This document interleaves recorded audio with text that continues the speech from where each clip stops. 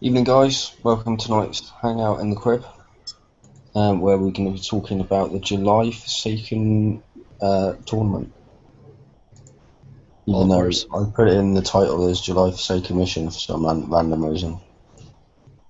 But there we go. My cock All up. at Wars. I was rushing earlier. It's my fault. So as you can see, we've got Pain Train again, And last the push. Frozen one, and BP Broth tonight to have a chat with you guys about that. Pain Train is also going to be doing a little Pain Train masterclass in making videos. So I think we'll get started with Larry. Do you want to start off? Yeah.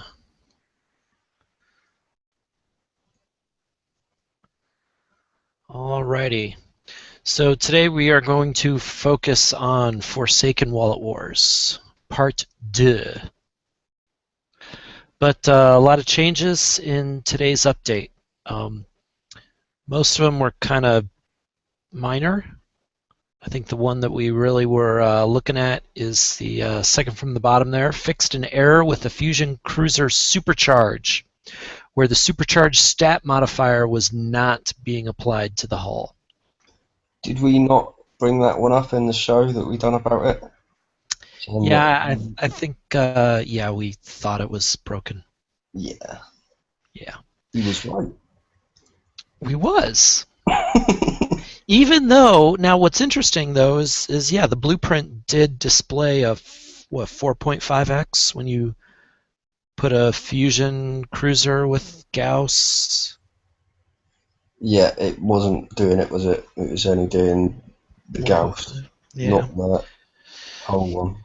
and I'm still well. I'll be interested to see how like a fusion cruiser stacks with the fusion supercharger, if it's 3 times 3 or 3 plus 3 or 3 plus 3 minus 1 or It'd be whatever. interesting to see for sure. Yeah, Do I'm you sure the really need guy. that much though? Do you really need that much that stack up? That much? Well, I think the times three will be enough. I've seen the way my forces kill stuff.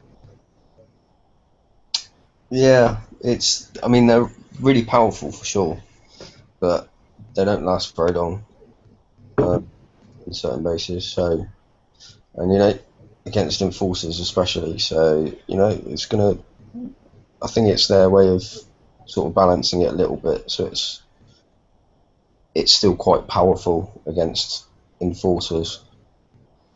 And house cells. Yeah. All right, we'll move on from the updates. So schedule two big things. First, Let It Burn Uranium campaign is this weekend, and Forsaken Wallet Wars Part 2 begins tomorrow. So most of the rest of this is about the Wallet Wars. Just one thing. Is anybody else gonna have even time to do the Forsaken Wallet Wars? Are they going to be spending a lot of time doing the Forsaken mission? Yeah, between the mission and the campaign. I mean, it's a lot in a week. Well, so here's the thing, and I mean, I guess we can talk about it now. You know, we dubbed these Forsaken Wallet Wars because, right, somebody who's coining repairs is going to win. Correct. Clearly. But I think a lot of people did all right without coining.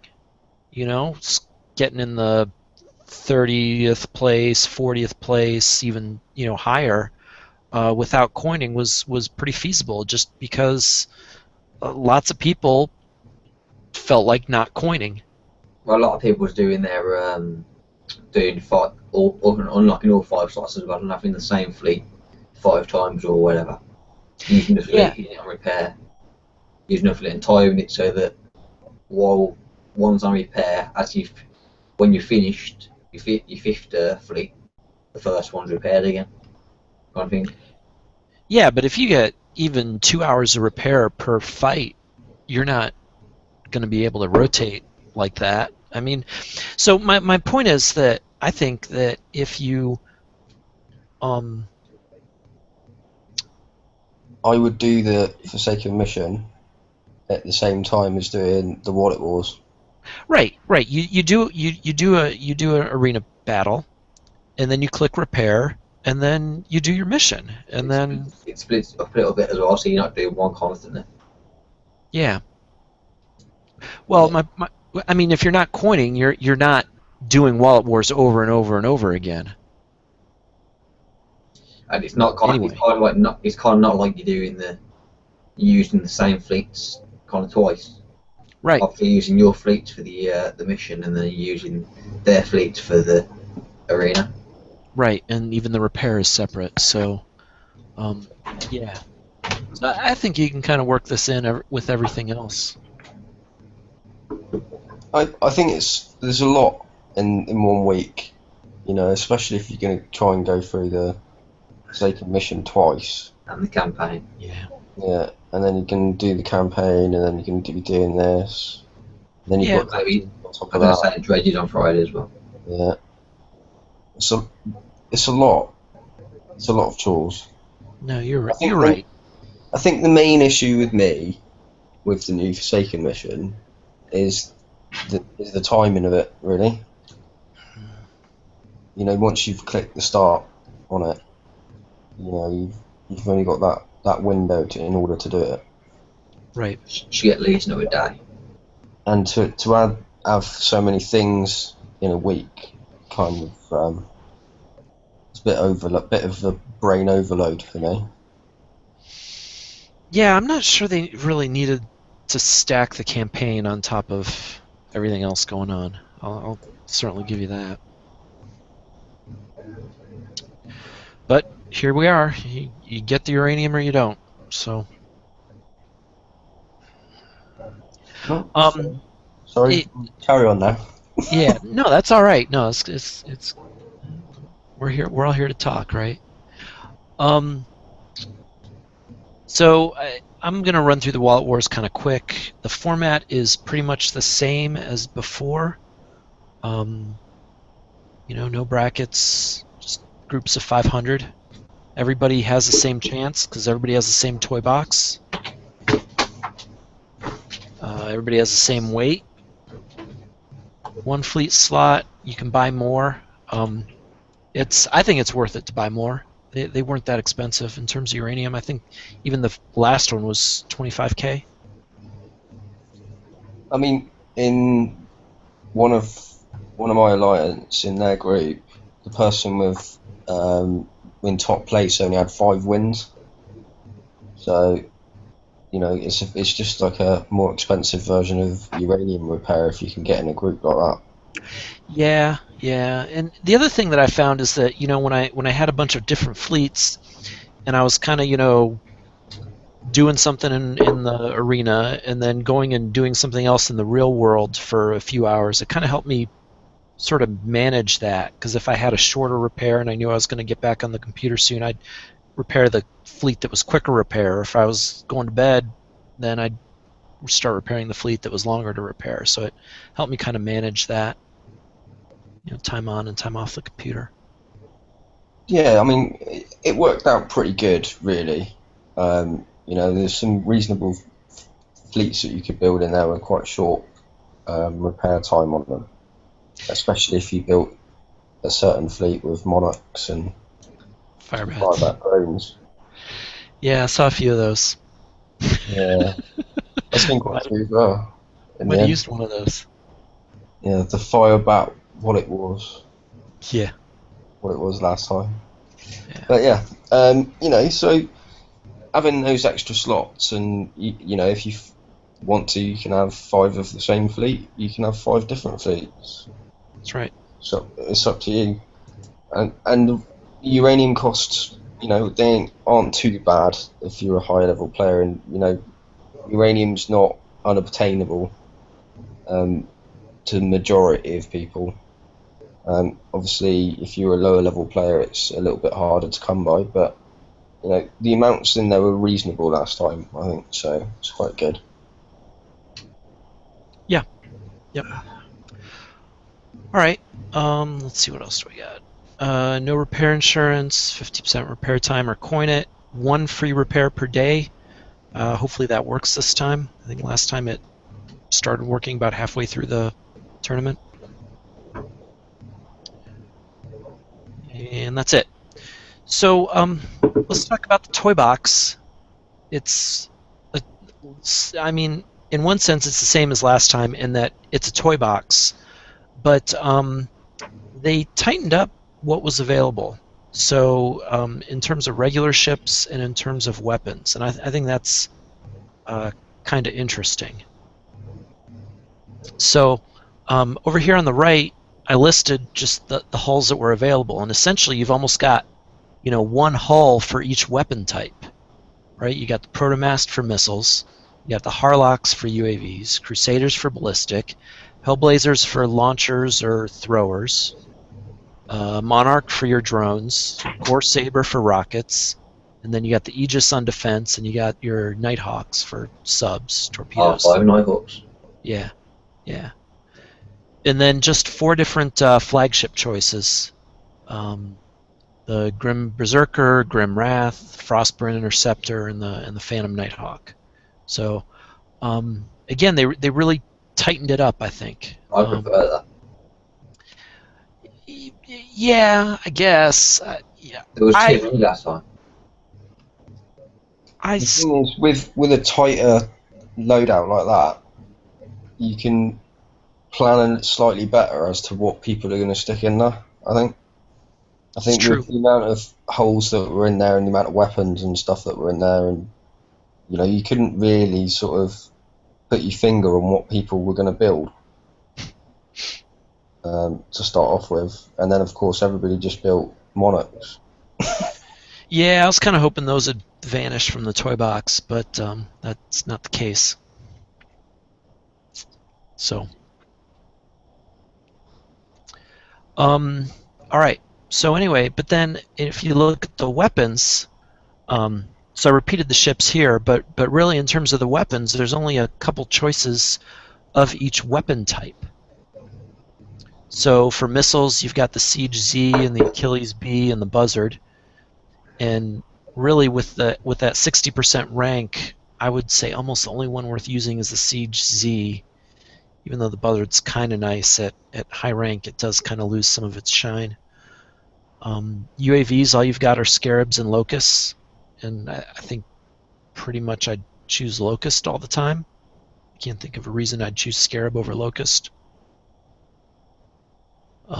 Ballistics, all you've got are Arbalest and the Scrambler Cannon. Launchers, you got the Impulse F, and so again at 60% rank, I would just not even try a launcher fleet. You got Blaze Throwers, you got Firebats or Piranhas for your drones, Dragonfires and Firestorm S, one heavy, one light. Only Phalanx countermeasures, no Hails, which I thought was kind of interesting. Only Assault B and Siege Z Torps, only the Pandemonium and Negotiator Mortar, and then you've got the Cryonic Depth Charge. So they put the only two torps in that you need. Yeah. I mean, the torp choices are kind of obvious, but again, it's really dialed in there. The Negotiator's interesting. Well, I mean, I'm really surprised about the Scarab and the Locust, really. I would have thought that they would have put the Locust in there and then put the Hornet in there, or the Dragonfly. Yeah. See, I would say Scarab, because obviously the Scarab and the Locust both do explosive damage.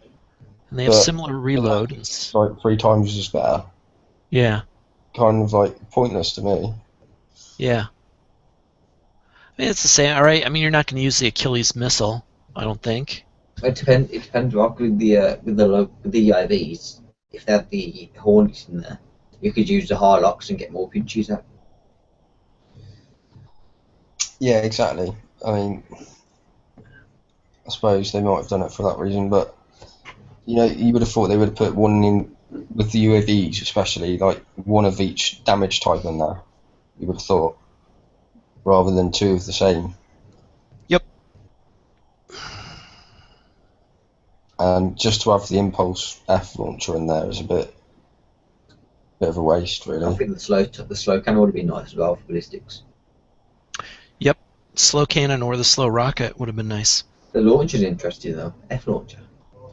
Well, Okay, it's I understand that we don't want the new launcher in there 'cause that's a bit stupid, but the maybe the one of the S's or right.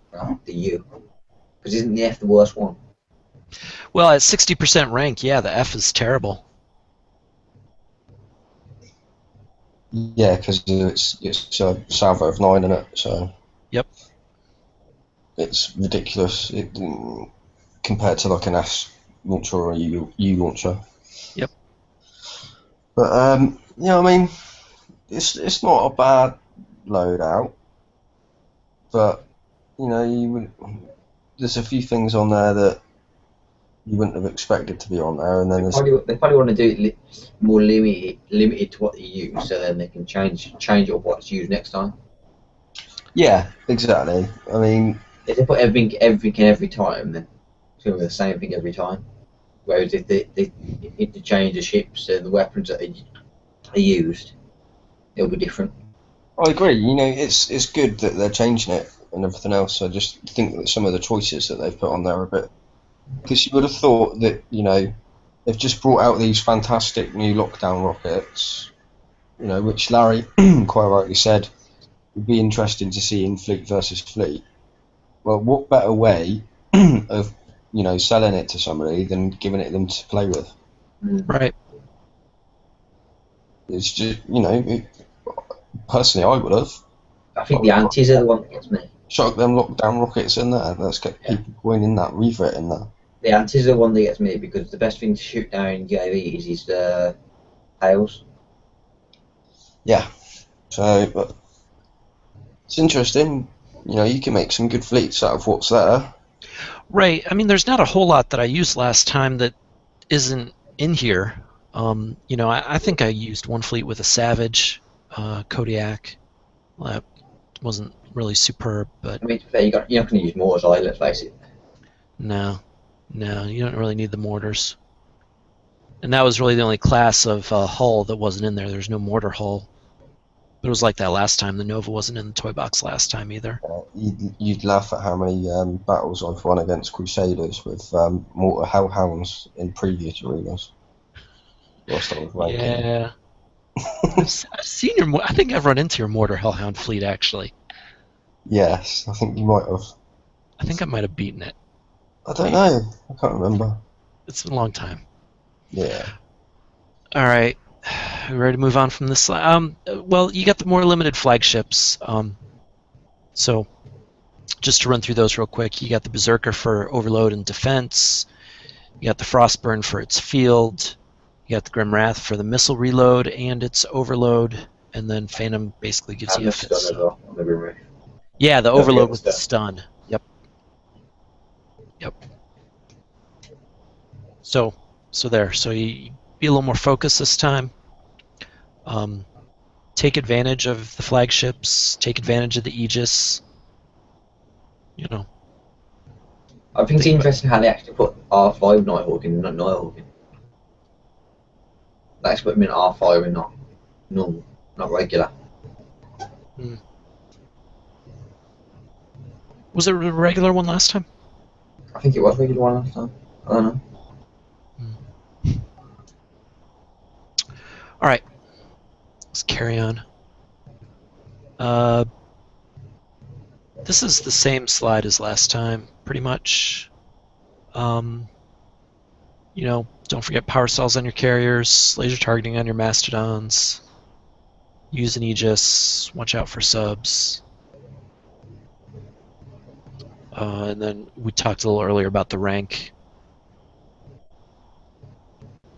Yes, like we said last time, don't use the F launcher. Yep. And experiment, have fun. It's a game, have fun. I know my builds tended to emphasize a lot of weapons over a lot of repair, a lot of armor. I felt like, I might be outmatched and lose, in which case I'd rather have a shorter repair, or I'd kill the other guy quicker, which is good. So that was kind of my general philosophy. Emphasize offense. That was pretty much similar to mine as well, really. Yeah, if you're not gonna if you're building a fleet that you want to repair, don't build one that's got a stupid repair time if you're not good in it. Yeah. If you're waiting for your repair, don't build a stupid repair time. Yep. All right. Any other advice? I think next slide's going to talk about the prizes. Not really, but well, a bit of general advice. Obviously, we've seen some fleets very recently that have been dying very quickly in bases. We've all said how nice bulk armor is. We just want to reiterate the fact that it's not always a good idea just to load everything up with bulk armor and not use anything else, because I think Payne, you put a video up, didn't you, of a level 53 fusion fleet? Level 57. Level 57. Yeah, level 57 fusion cruiser fleet dying in the non-guard base because of the use of bulk armor instead of using anything else. 33,000 armor per ship as well. That's just dumb. See, the most I've ever used bulkhead wise for a ship is two pieces. Is probably most of the partnership. Yeah, so don't think that because you've got massive armor that you're going to win automatically, because that's not the case. Sorry, just wanted to say that because it's something that I've been seeing a lot of. Yeah, definitely worth saying. All right, let's move on to the prizes. I tried to show the differences from last time. So if you look at the ranks, there is a difference here. They've sort of increased the rank you're going to have to hit to get some of these lower tier prizes, right? So this call it the fourth group of prizes. Now you have to be top 50 instead of top 65. This fifth one, now you got to be 100th instead of 125. So now the bottom 200 places will get blanked. So, to that. They added a couple build tokens here in the top 10 because they could. And then they swapped this. They call it this now a random advanced rogue crew. I don't know whether before it was just a random rogue crew. And then, so now it's a rogue crew here where it used to be a 1 hour token, and now 151 to 300 is a 1 hour token instead of a rogue crew. So, change it up a little bit at the bottom, but pretty similar. And in fact, I forgot to change Valkyrie Carrier to Artemis a couple places. Whoops. Sorry, guys. All right, you're winning Artemis, not the Valkyrie Carrier. You can have one hope so. Although I think probably majority of players would rather have a Valkyrie. Yeah. Yeah. I think so. Yeah, I think so too. All right, but no, it's an Artemis. Here, I did actually get it right. So now they reduced these win prizes by a lot. I didn't do the change what the prizes used to be because they did change that up quite a bit. But it used to be 5 for anything and then 25, 50, 100. I think they're kind of realizing people are playing a lot less with this new format, so they reduced the wins to match. So at 2 wins, you get a ship build token. 3, you get some tournament repair tokens. Same at 5. And then at 10, you get some more ship build tokens. And at 15, and then 25 wins, you get an Artemis blueprint, even if you are in a tough bracket. So, see, I like that. Yeah. Because the Aegis, for example, last time, a lot of people that couldn't got it. Whereas 25 wins, there's more indication of play because they know they're guaranteed to get something. Yeah, yeah. Because wasn't it like 150 wins before to get a whole blueprint or something? I just want to mention one thing. Did anybody watch the video? Yes. Did anybody else notice that in the video the Artemis blueprint was actually only 6 wins? Yeah, I think Payne said that he noticed that it had changed, like I did. from one post to another, it had changed. It's Maybe not that's just the ship; it's the tokens as well. Yeah, it was six wins for the Artemis blueprint in the video. That's just something that I spotted. That's a weird thing to spot. But maybe it was one of a graphical error or something. They put it in. Somebody had mistyped it or what it was supposed to be. Yeah. I don't know.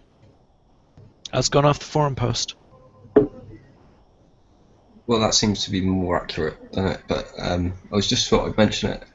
It made me laugh because I read obviously the forum with that, and then I watched the video afterwards, and it said 6 in the video. So I was like, what? Well, perhaps the video editor has been sacked.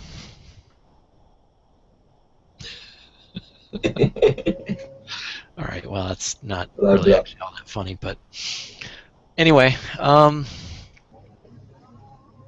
right, moving on to what is the Artemis. So the Artemis is a high-speed mine layer.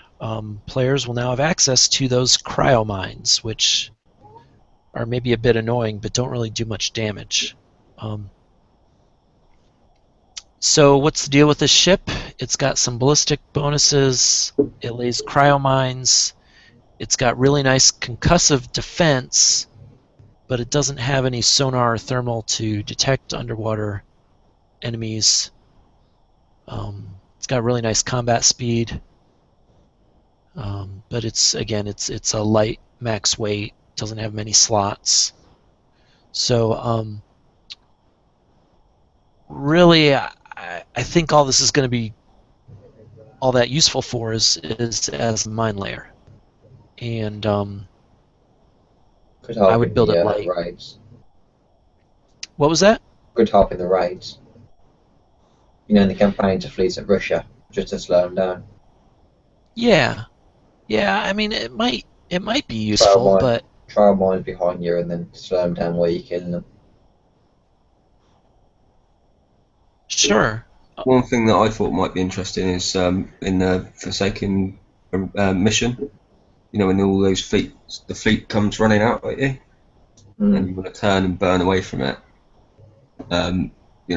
If you've got one of those in there and it starts launching some of those mines off as you're running away, they're all going to run into it, aren't they? Yeah. Could be interesting. But again, it depends on how much damage they do.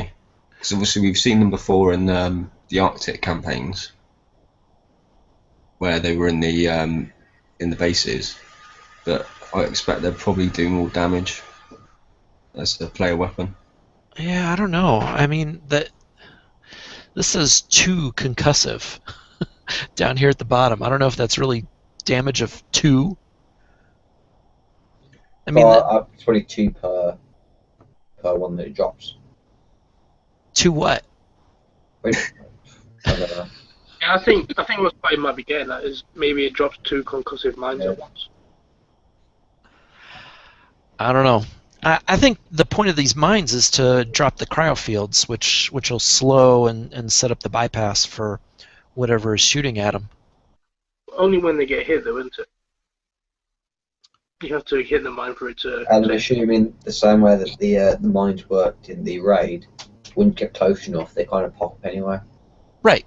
I mean, that's the point. They're supposed to pop and drop the ice. So you'd have to kind of like keep maneuvering the ship to make sure they have to sort of run into them. It's all down to how much damage you do, really, isn't it? Someone in chat said a good point. If you just wanted the cryo thing, you might as well use a protomass. True. Yeah. Yeah. But what you've also got though as well is if the ship's got thermal on it, it's going to see them and it's going to target them, which is going to give you that little bit of a break if you're playing against, Drax or something like that, because they're going to fire at that because it's going to be the closest target. So it's a sort of deterrent as well, and like a decoy really, as well, I suppose. Yeah, I can't see it being used in Fleet v Fleet much, to be honest. Not effectively, anyway. No. I was trying to decide if you could use it in base defense. You'd sort of have to have it start in the middle of your base and then kind of come out and drop mines in your channel as it comes out. But I mean, any patient player will just prep it. So Does it plant by sitting still? Because you could always plant him. You could always sit it with a thermal ship, and then when they hit that corner, there's like loads of them planted there. maybe. I don't know. We'll have to see what it comes out with, really. Yeah. I think it's interesting. It's not really Again, changer. highly enthusiastic about it. No. And I don't know how you'd use more than one. I mean, maybe yeah, if it turns out to be useful in base defense, but maybe you'd want a second one for a fleet and one I for... wonder if the mines would navigate your channel, because it says it homes in on enemy ships. But Yeah. someone on chat said it does 4K damage. They said they saw it in the forum. I can't say if that's official or not, though. Well, 4K damage is serious. Not that if it's 4K damage per mine, they run into a couple of them. It's a big chunk of damage that people don't really have defense towards. But it'll be concussive, wouldn't it? Going back to what Earth said, where he said it's not really a game changer and stuff, I think most people agree that's a good thing, because then you're not compelled to do the arena to get a ship top of the game. Yep. Well, I think if they keep this whole 25 wins thing for a ship, that'd be good as well, because anything that comes out, someone's guaranteed, everyone can pretty much grind out and get at least one. Like the Aegis, I know a lot of people would have at least like to have one of them, because that was like so insane. Same as a Valkyrie for an anti-sub, at least just to get one. And now everyone's got the opportunity to get one. Yeah, I'd really like an Aegis.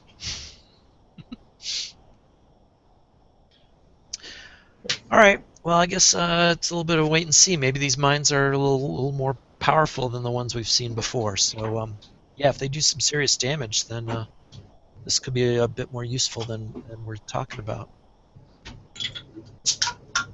Yeah, I mean, like I said, I think that a good use for them is going to be like using basically like a Spectre decoy, but using the mines. As you're running away from the fleet, they're going to target the mines as they see them, rather than target your fleet. I'm curious, would that work with people's guard fleets as well? On top of that as well, if you considered some of the Reaver raids that we've had, the ships are that fast and they've got that much range on the rockets, on the sappers for example. It could at least take the fire and slow them down even to get the That's what I mean, yeah. Finish them. That's what I was just thinking about in a base as well. Lots obviously, okay, if they're online to target, it's a bit different, but if someone's not online to target you and you're running through their base, the ship will automatically target what's closer. So if you run past and you've dropped some mines behind you, their fire will stop and go back to the mines before it goes back to your fleet. Exactly, that's what I was getting at. You use it as a decoy so that you're dropping those mines behind you as you're moving away, and fast-moving targets that are coming up to you, because most of the fast-moving targets that we've got in PvE at the minute have all got thermal on. So they're going to spot the mines and fire at the mines rather than firing at you. Get what I mean? Oh, yeah. Really careful you don't get that completely wrong, because if you go against a highly ranked missile fleet, it could just create retarget before you're even in range to fire at them. And the same with rockets and splash. You have to be careful you don't get close to the mines. Yeah, well, most of the time you're going to be using long-range stuff, aren't you? And I don't think, because they're quite slow-moving as well, they're going to be, I don't know, it's going to be interesting anyway.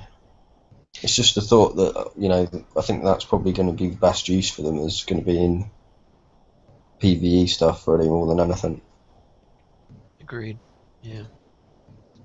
It's kind of portrayed as like an anti-sub type fleet, but there's no thermal or sonar, which is a bit weird.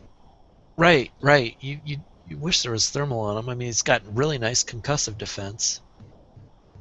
That's what I mean, like 50 concussive defense, and then which basically says, it's for defense against subs, but there's no thermal or But sonar. if they haven't got any sonar, they can't see it, can they? They can't see the mines unless they've got sonar or thermal. Right. And if it's So really 4K damage, that'll kill a lot of subs. yeah, you can be running away from them, and then they'll be chasing you down, not knowing where the mines are, trying to avoid the mines coming at them, not being able to see them and running into them. So We can always have any mines and plants as well. Is it unlimited or is there a limit?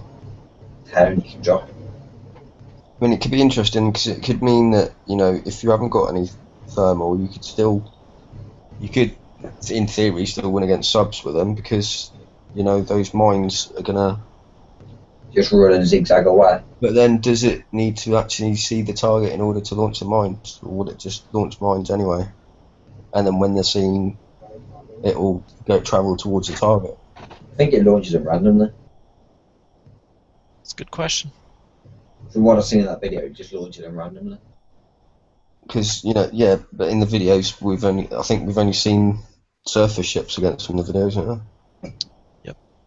So with subs, it would be the interesting one as to whether it launches them, and then obviously, so it will just launch them in a line behind you as you're driving away, and then as the subs come up to try and attack you, and I think you'd want to zigzag as well and try and scatter them around. yeah, you create a line in between you and where the subs are. But If you can work out if it does plant them anyway, and you can work out how long between each one it plants them, you can kind of work out where you want to put them. yeah, and just create a shield so that the subs that you're fighting can't go past the shield really. Mm. But with only 4 max active mines on there, that's where your multiple ships is going to come in. Isn't it? Hey, I've got some information on the stats actually. It is in the forums. So there's 4 active mines per hull, and they do 2 concussive damage. It says from bumping into you. But each mine has a cryo field with a 4K radioactive damage shockwave with a splash of 100 that decays like the current ones. So then it'll be you'll get radioactive damage from that as well, won't you? As it's on the ground, if you like. Yeah, and that's pretty good because I can't think many fleets with the design of being full fleet v fleet have a lot of radiation defense, to be honest. No, so I mean it's going to be interesting for I sure. think it's a sea-based game, so putting mines into the game would be quite interesting. Yeah. Ship-based games, putting mines into I'd like to see fishing nets. harpoons. We have harpoons. All right. So, are we done with this one? I'm done. Right on. All right. And the victory model. I actually like that. That looks fucking awesome. Not Yeah. About the lady or the ship, Scott? not the ship. Not the ship. Well, the blue and yellow we've seen lately has been kind of I mentioned University of Michigan colors for those of you in the States. The Michigan fans, I think, are quite dismayed to see that they've gone to more of a navy and gold, which makes me think of Notre Dame. So, again, not that any of you Brits really know what the hell I'm talking about, but they're football rivals. Or care, in fact. Right. Thank you, Irf. I'm done. Sorry, Larry. That's all right. I couldn't help it. You set me up for it. I did set you up for it. It's fine. All right, but anyway, that's it for the slides tonight. And so I guess we could move on to Pain Train's masterclass in video making. Just before I do, I want to add to the mine thing. I never saw it on the post, but I don't believe the guy's lying. He gave me the forum link. He says it's 54-second repair per mine as well. Oh, so is there a limited number? Yeah, it's like they act like drones. Like imagine piranha drones. You have a limited number of mines, of which you can deploy 4 at one time. And obviously, each one that you use takes more time to repair. So obviously, when one gets either spotted and killed, or I don't know, if it just disappears, then it will deploy another one. So I wonder if they work like drones in that if it depends on whether you have an offensive weapon mounted as to when they start launching. You don't need that. I think I read something about that. Let me just scroll up and have a look. But you can only have 4 active at the same time, so... It says, someone asked the question, do we have to equip a weapon to make this work? Or is it inherent to the hull? And they said it's built in. Right, but so if you're running drones, a drone ship, and you put only antis on it, your drones don't launch until you target a ship, right? Oh, yeah, I see. You So, might do it. I imagine it. yes. And also, can you stop them as well? Because obviously at the start of the battle, you can actually stop your drones if you don't want to fire it straight away, and then restart them. I've got a feeling that they're going to be really similar in the way that drones work, so I would assume that you can stop them and hold them back and stuff. Because then you can actually place them where you want to place them, because you could just like stop them, place one, stop, place another one in a different area, and then you can space them around the map. So say if you're fighting sub, for example, even if it doesn't kill the fleet, it gives you a variation, because you'll see the splash if they walk into one. It will give you an idea of where they are on the map. Yeah. It'd be nice if we could just drive around and just press M for drop mine. That'd be better. All right. Then you could really set it up. Yeah. Yeah. They're a bit more strategic to it. You can actually put them where you want to put them. Be interesting to see. But then again, like I said, if you start against a Phantom fleet, is it going to launch them automatically, or is it not? That's one of the biggest questions for me. Because drones don't. Yeah, exactly. If they can't see no target, then they're not going to. I think it'd be more interesting if they launched automatically and then moved towards a target. I think, but we'll have to see how it works. Right. If they can't see the target, where are they going to go? Well, exactly, but Drift into the abyss. Now that was what, 2 raids ago? The chat wants to see if she's wearing pants in that picture. What was that, Scotty? I said chat wants to see if she's wearing panties in that picture. Someone just posted. Yeah, I'm sorry, I don't know. We'll get back to you on that one. Yeah. I think When I so meet her, much. I'll ask. All right, that'll be enough screen sharing.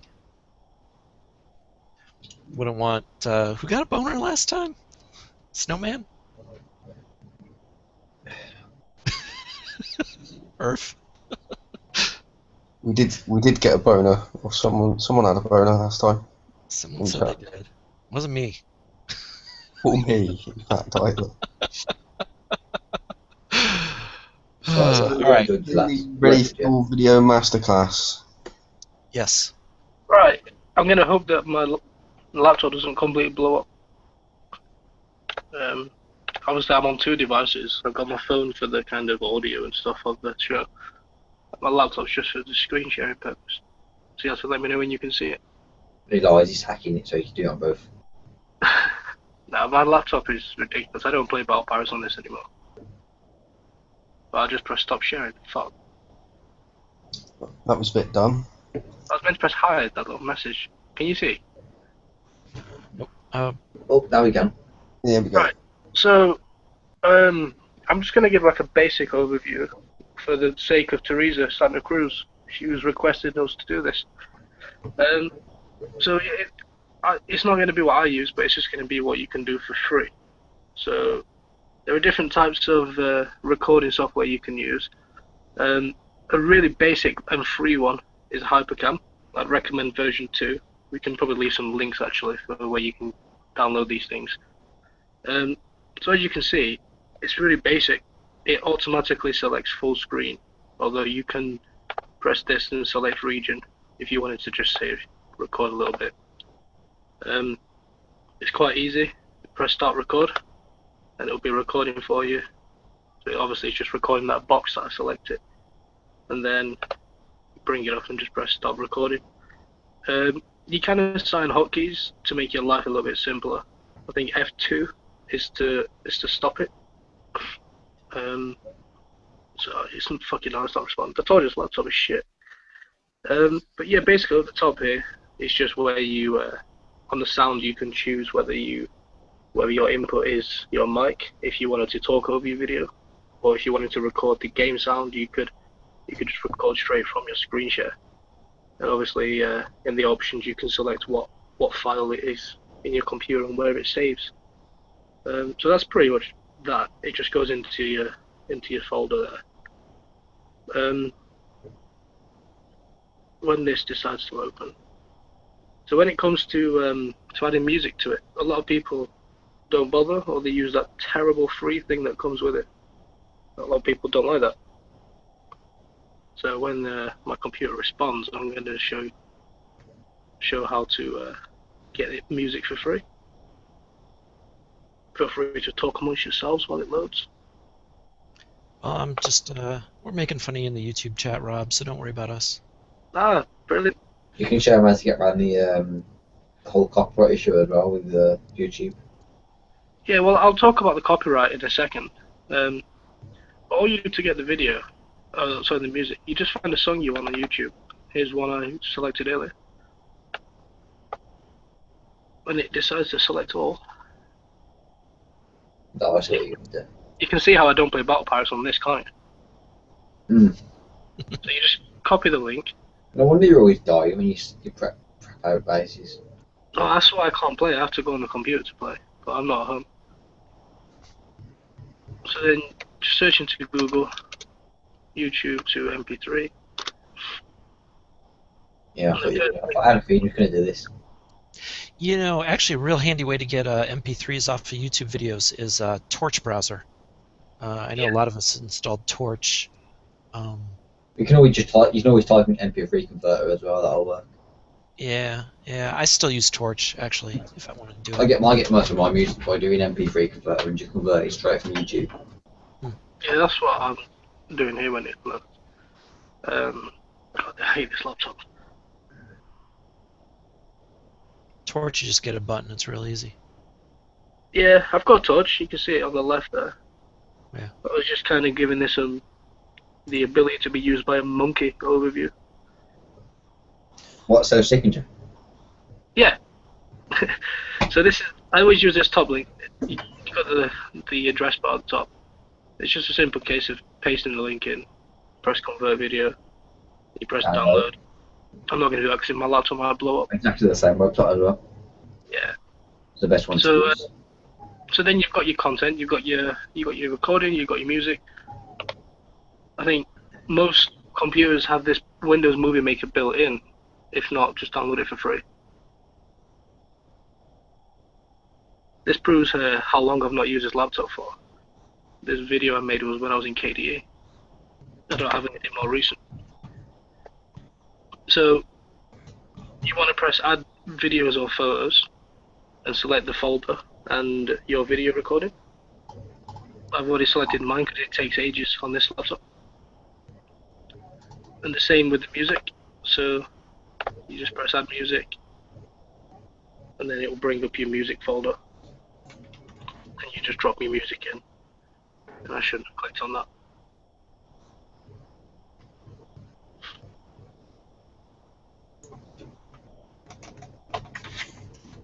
Just going to pick a random first one.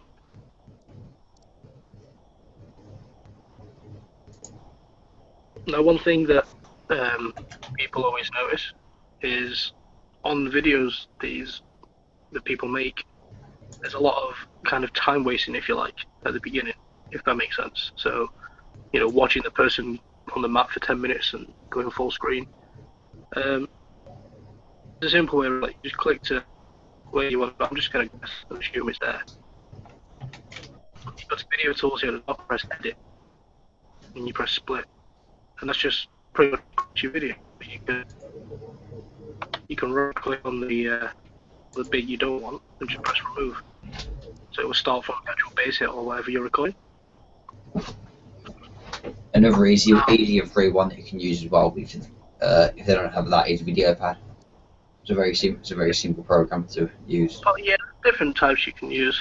I mean, like I said, this isn't actually what I use, but yeah, that's what I'm saying. That's why I threw Video Pad out there, because it's free to download and it's simple and easy to use. One thing I think Teresa will appreciate this one. You click on your video, so whichever, this one is some nice guy dying in my base. You press speed, and please, for the sake of the community, speed your videos up, if it's relevant, of course. Yeah. Because there's nothing like watching, I don't know, a full, 5-minute video of somebody out, and it's like 2 minutes of them waiting at the entrance of the channel, and it's just unnecessary. So yeah, you can speed it up, and you can even get creative, and you can split your video. You can choose to even go half speed on that, because I really want to. Bear in mind, right, and if anything you want to learn to do as well, if you put in on YouTube tutorial and the program that you're using and what you want to do, they'll bring up a tutorial that you can actually watch to learn how to do more if you want to get a bit more creative.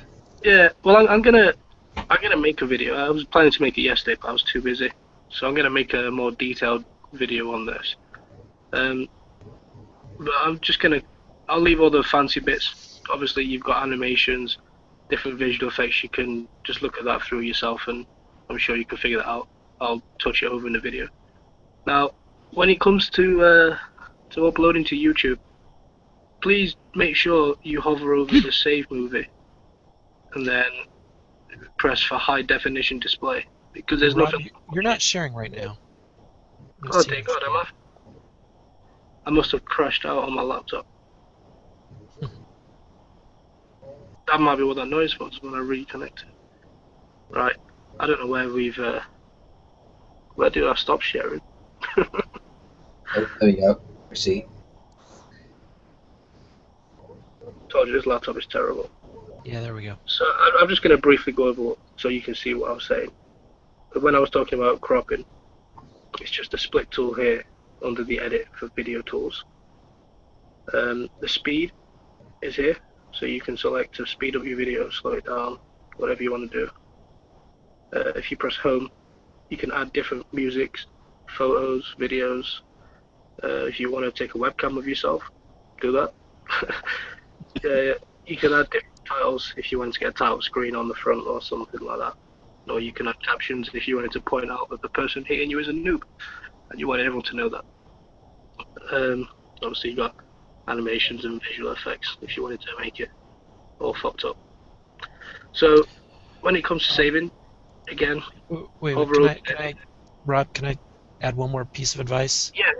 For your intros, if you have a little video intro or something, 30 seconds. No more than 30 seconds is necessary. Okay? I wouldn't even say you need that. See, I'm gonna say it's down to people's preference. Some people like to show off their alliance and stuff at the beginning, which is fine. And like I'd say about 15 to 20 seconds for an intro. More than 30 is just unnecessary. When you've got a video that's 2 minutes and it's 30 seconds of a hit, that's just stupid. But yeah. I understand people like to try and use the length of the song, but there's no need. Yeah, just crop the song. Just crop the song, crop it somewhere that it sounds like it's ending, kind of thing. Well, let me just show this. So you can click on the music track, go to options or music tool, and you can choose to fade the song out so it just slowly drifts into the distance and doesn't abruptly stop. Yeah. Or you can be more clever about the music, and if you know your video is 1 minute 33 seconds, find something that fits. So again, to save, please, for the love of your audience, put it as HD for high definition display. It'll take a little bit longer to render, but it's well worth it because nobody likes pixelated stuff. And then that will save as a file on your computer. And then to upload, it's pretty simple really. You press upload on YouTube. You select your file, you give it a name, description, whatever you want to do, and that's it. Leave it to upload. And if you don't want to do it straight to YouTube, you can just do it straight to the pages. But obviously YouTube's easier than passing the link on. Oh, of course. Yeah, you can actually upload a video straight to YouTube.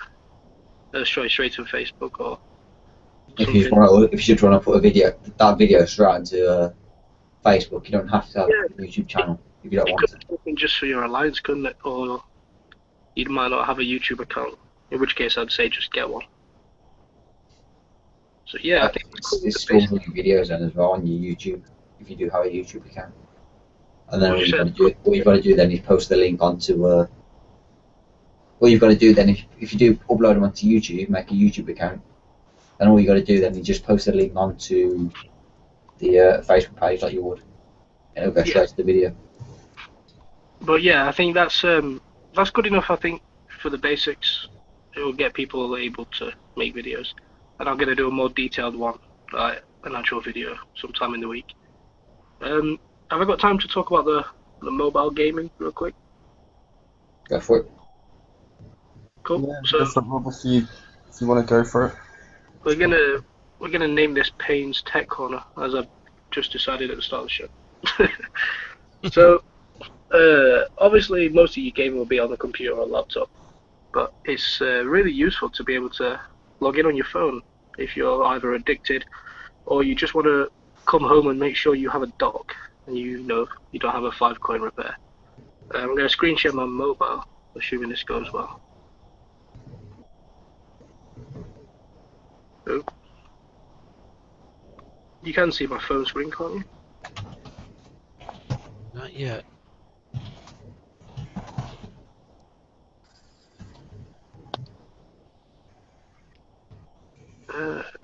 Here we go. You have to let me know when you can see it. We see your face. Yeah, I needed my camera on to do it. There we go. So can you see my phone? Yes, got your HTC clock. Although it's actually cropped. Is it? Yeah, like you kind of see the middle, not the top or the bottom. Shit. That'll have to do.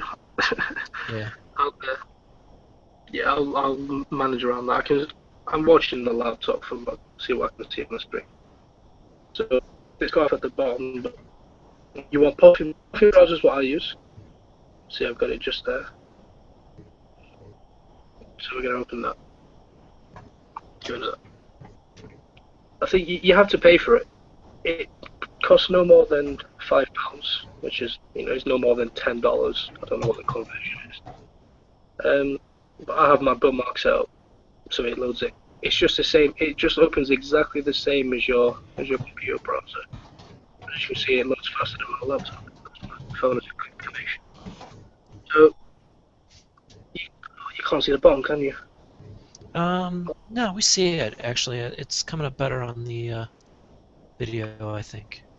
Oh, can you see the whole screen on the YouTube? Pretty close. Okay, so at the bottom left there's a little mouse symbol. You can see I clicked on that, and it brings up a trackpad. Can you see that? Yeah. It just kind of lets you use a mouse. I'm going to put it down here. Now at the top right, there's 3 dots. That's your settings. You bring that up, and you want to select theatre mode. And then it will go full screen.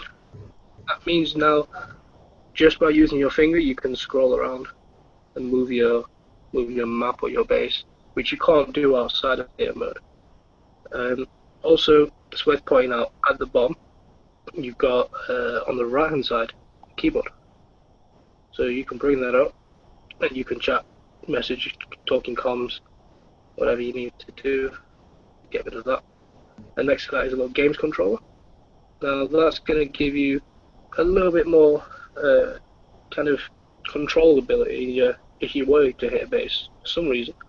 I wouldn't suggest it. No, it's not recommended, but I use mainly what I use the mobile gaming for is repairing and putting my guard back in and stuff like that. yeah, I mean, I always do that. So if I'm hit, and if I'm out in the day, I might check it every so often. If I've been hit, I can hit it repair, and then my dog's fixing. My guard's fixing. I'm always keeping up to date with my retros and everything. I've watched a few basics on my phone as well. My basics.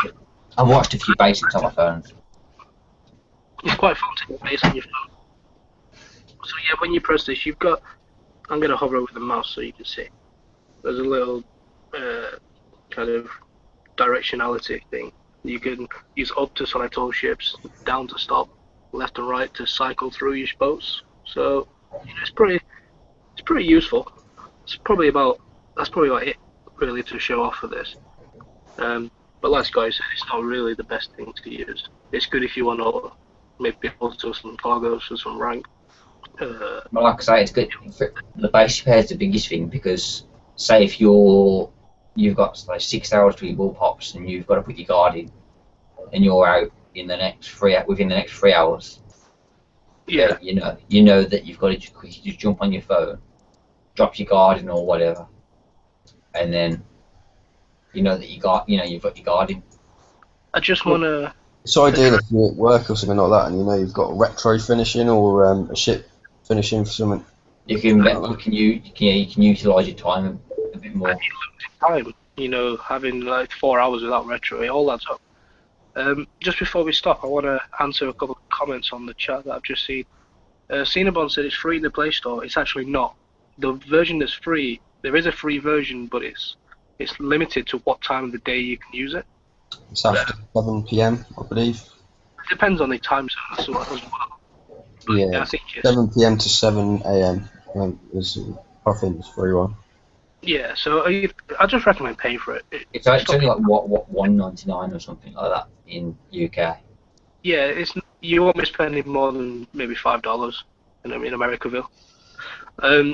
Someone else was saying about trackpad and what app is it? It's all built into the browser. I haven't downloaded anything to use other than Puffin. Yeah, when you load it up at the bottom, on the bottom right of your screen, you've got the two little the keypad and the mouse pictures, and you basically press on one of them.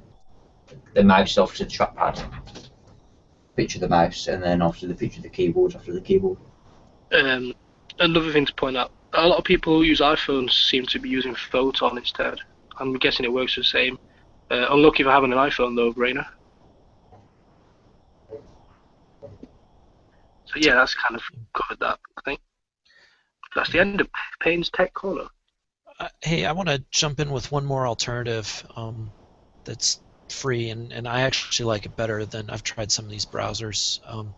I use Chrome Remote Desktop, which you can get the app on Android phone, and then you set it up through a Chrome extension on your desktop. And so instead of being a browser on your phone, what it does is it's a remote desktop. So when you do something on your phone with your remote desktop, it actually does it on the PC that's tied to.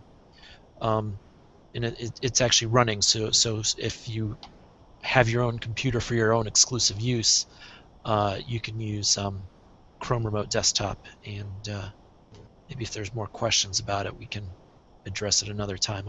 I can walk people through it. And of course, if it's on and somebody's in the house and doesn't know that you're doing it, you can shit them up. That'd be quite fun. Sorry, play some music really loud or something. I don't know. There's a ghost. But I've no idea now. Look at that.